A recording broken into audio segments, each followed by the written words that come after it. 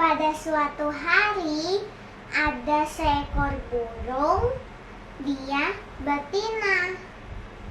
Dia juga sangat cantik.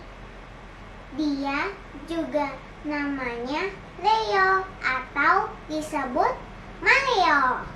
Dia juga suka makan buah atau biji-bijian atau juga serangga kecil.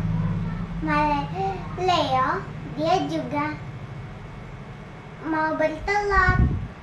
Dia buat sarang banyak untuk menipu ular dan biawak supaya